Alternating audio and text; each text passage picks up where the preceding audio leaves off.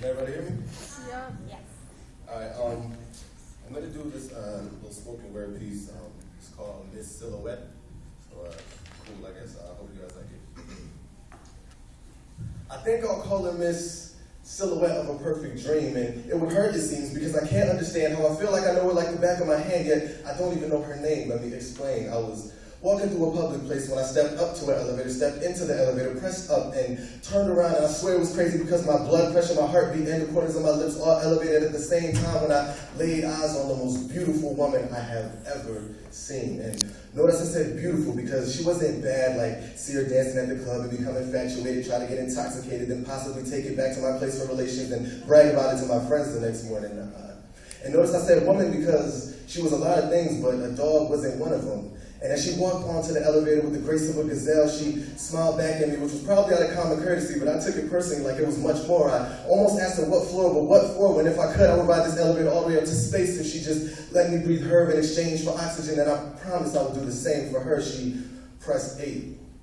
And there I go overthinking again, like, wow, 8, that's my favorite number, what a coincidence. And in that instance, I was cool, calm, and collected on the surface, but inside I was smirking, and as if she heard me, she kind of turned, and I couldn't help but smile on the outside. I looked at her with a smile and I said, hi, my name is Josh, how are you doing? Your name is?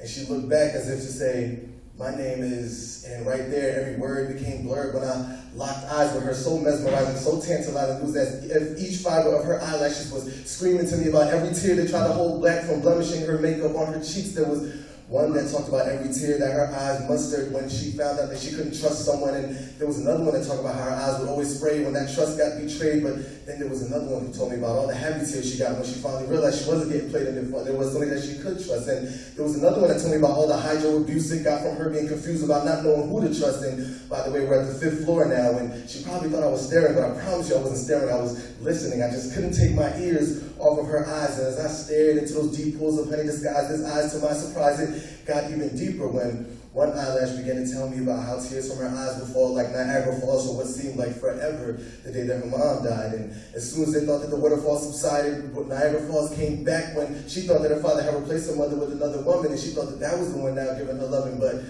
when those tears finally subsided, they said Niagara Falls came back once again, but this time was more like a sun shower when she realized that this woman that her father was in love with was actually someone that she could trust, and her and her father were the only two things keeping her on this earth. And right then and there, like in perfect timing, there was a bell in my head, and then a light bulb went off, but then the elevator door opened and she walked out.